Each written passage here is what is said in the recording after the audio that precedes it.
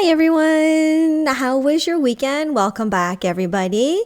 Just wanted to hop on here and again to make a video, and today we will covering hot market, what to do and what not to do to protect yourself when you're buying or selling in a hot market. So more likely I'm going to talk about buying in a hot market and then closing in a hot market.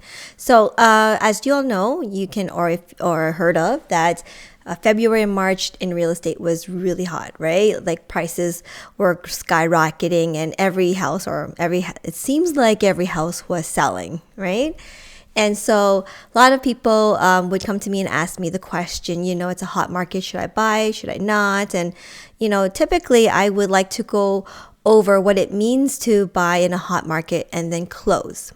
So when you're buying real estate, it really doesn't matter what the market is when you buy the home or put in the offer.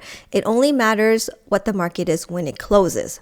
So that means if you bought a home, let's say today, and whatever the market is, it really doesn't matter what it is today. It matters, 2 months from now, 3 months from now when you're closing on the market. And so here are some things to think about or some tips to help you when you are in this kind of market. And I know we're out of the market now, but I wasn't live streaming back in February, March. So we're just going to have some history lesson, I guess, right now. Or you can use these tips for the future when we do get into extremely hot market. And I'm pretty sure those market will come around, like sometime in the future. So it's good to know more about it so you're educated before it happens. So if you're buying a home and it's extremely hot market, there's a few things you need to know. First, if you can, have a short closing. So the shorter closing that you can get, the better it is, because then most likely you would put an offer in the home and have it close in the same kind of market. So for example, people in February who got a short closing of 30 days or 60 days most likely would have closed their property in the same market, right? And those people who bought in February and March and decided to close 3 months, 4 months, 5 months will be ending up in some kind of market like today where it's a little bit slower and a lot of the homes are not at the same price as they were in February and March. And so that may become a problem because when the bank comes and appraise your home to close on the property, they will look at the market as it is on the day of closing or the week of closing, right?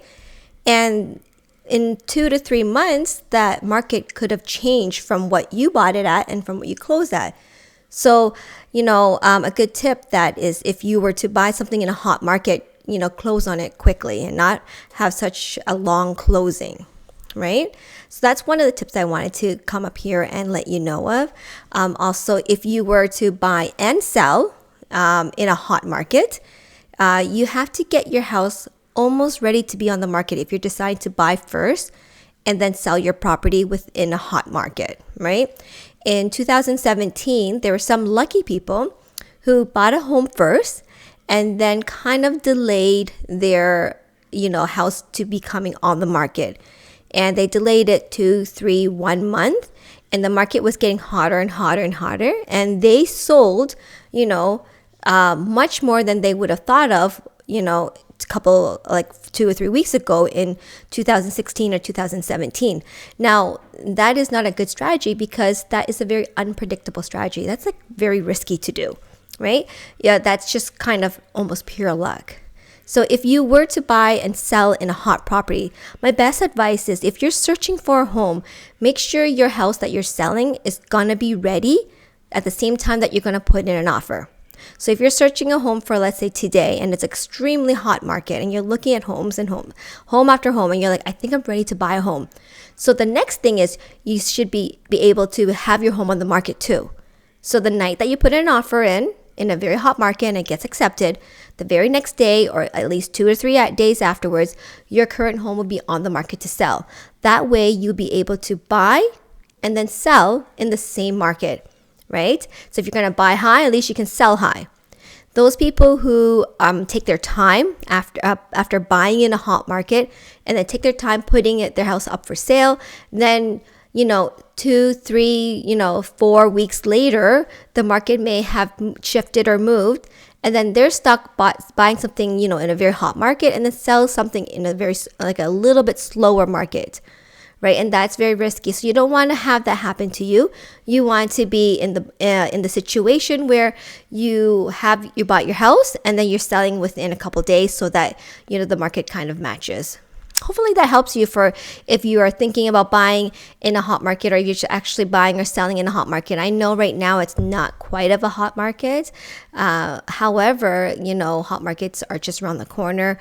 Once things start, settling down about all the interest rate rules and people are comfortable with the new market, it's going to pick up. And then if you are in that situation of, knowing that your house will sell quickly and you're, in multiple offer buying a new home, you just want to make sure you're buying, selling within the same market. Because I've heard, and people have come to ask me about their situation where, they bought, in March, and now they're just putting on the market today, and it's two different markets and they're not quite happy with what they're selling at. So I don't want you guys to be stuck in that kind of situation. So I thought maybe I'd just hop on here, give you guys a quick tip.